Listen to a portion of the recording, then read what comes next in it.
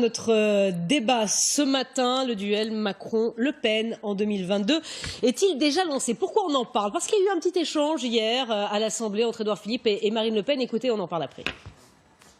Emmanuel Macron s'engage dans une fracturation sociale dont il ne mesure pas visiblement les tragiques conséquences humaines. Vous avez évoqué beaucoup de sujets dans votre question, dont je comprends qu'elle était d'une certaine façon plus adressée au président de la République qu'elle ne l'est au Premier ministre. Et il arrivera peut-être, je ne sais pas, qu'un jour vous ayez l'occasion de débattre à nouveau avec le président de la République. Bonjour Stéphane Ravier. Bonjour. Vous êtes sénateur Rassemblement national des Bouches-du-Rhône. Merci d'être avec nous ce matin. Et Bruno Bonnell, vous êtes député de La République En Marche du Rhône. L'histoire est déjà écrite, c'est ce qu'a laissé entendre Édouard Philippe. Elle avait l'air contente, Marine Le Pen. Là, elle souriait effectivement après cette petite phrase du Premier ministre hier.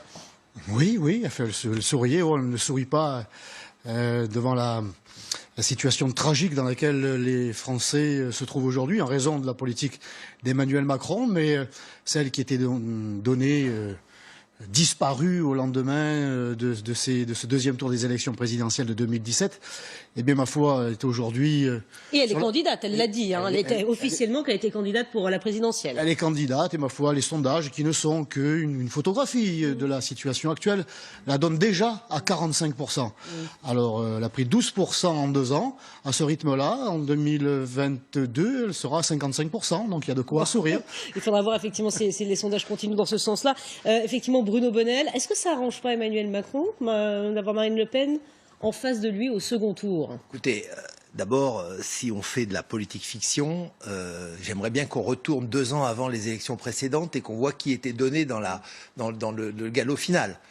Emmanuel Macron n'existait même pas sur le paysage politique. Moi, je crois qu'il ne faut pas quand même faire des pronostics. Quand on regarde un autre phénomène, qui est la vague verte, la vague qui est en train de monter dans toutes les municipales, on voit que la politique du gouvernement commence à payer, donc les arguments du Front National commencent à être un petit peu répétitifs et un petit peu lancinants en disant il se passe des choses dramatiques quand en fait le chômage est en train de se redresser. On s'aperçoit que... Oui, le chômage se redresse, vous viens de le dire. La situation économique globale se redresse. Donc moi je pense que vous allez manquer un peu d'arguments. Donc il va falloir tenir jusqu'au bout.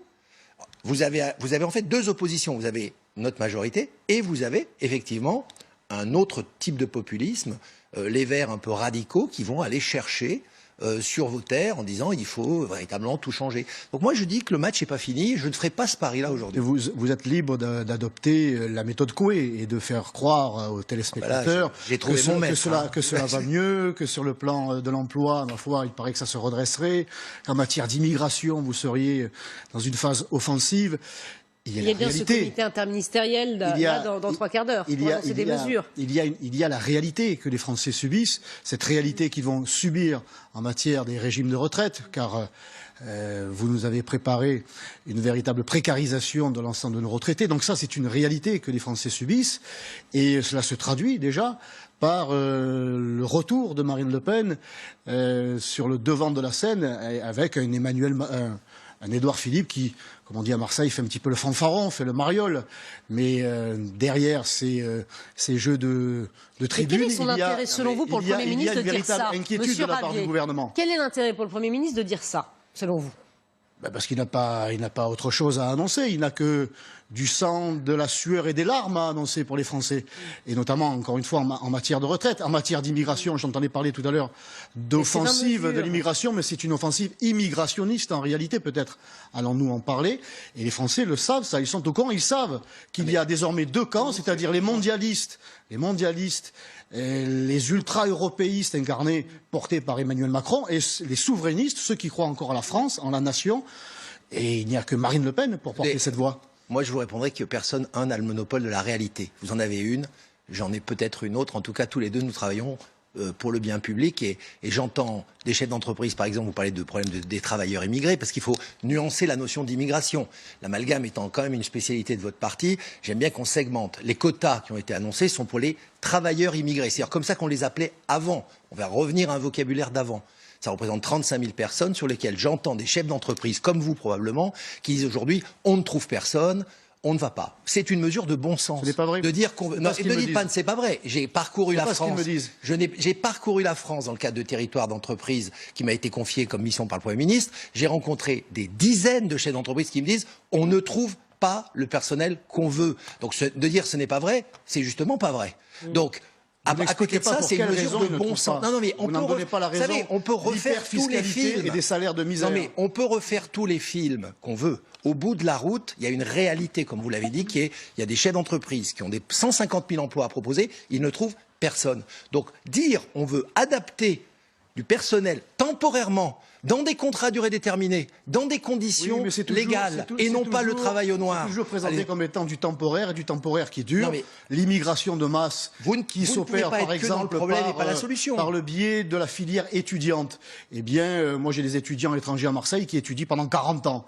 Bon, et cette filière-là, vous ne vous y attaquez pas. C'est pas faire honneur à beaucoup de diversifiés étudiants qui travaillent dans notre pays. Que les chefs d'entreprise n'arrivent pas à recruter, ils n'arrivent pas à recruter parce qu'ils sont soumis à ce que vous avez recruté de pire avec la droite, c'est-à-dire un ultralibéralisme, et de pire avec la gauche, une hyper-fiscalité. Ils n'ont pas les moyens d'embaucher les Français qui sont au chômage. On est en train de parler d'emplois qui sont sur le marché. Rémunérés à la hauteur de ce dont ils ont besoin. Alors, vous avez trouvé, vous nous refaites le coup des années 70 et même des années 80, en faisant appel à une immigration bon marché qui acceptera de travailler pour des bas salaires, voire même d'être exploité. Et le travail au noir, continue de double peine pour les Français. Une double peine pour les Français. Il y a une hyper-fiscalité qu'ils subissent et en plus ils continuent à être au chômage parce qu'ils sont mis en concurrence déloyale avec des étrangers qui accepteront de travailler pour des salaires de misère. Mais je peux pas vous laisser dire ça. On ne trouve pas. Non mais je ne peux pas vous laisser dire. Baisser les charges des employeurs. Baisser les charges des employeurs. Donc ce n'est plus le problème de l'immigration, maintenant c'est de la fiscalité. Et ils pourront proposer des salaires décents et les Français les accepteront. Ils ne sont pas feignants les Français. Ils veulent travailler, de le penser. Mais ils ne veulent pas être exploités. Il y a une immigration, elle, qui l'acceptera parce qu'elle trouvera toujours qu'en France, c'est mieux que dans leur pays d'origine, mais baisser la fiscalité parce que vous avez, encore une fois, appliqué la méthode de la gauche. Nous sommes le pays le plus socialiste du monde, le plus fiscalisé. Il va falloir qu'on s'arrête. Et baisser les charges et les Français accepteront ces emplois. Non, je dirais simplement, spécialité quand vous êtes sur un pied, vous allez sur l'autre. Ce n'est plus le problème de l'immigration, maintenant c'est le problème de la fiscalité qui résoudrait l'immigration. Je trouve que c'est un petit peu court comme programme. C'est une des voies. Merci à vous deux d'être venus ce matin débattre sur le plateau de la matinale LCI.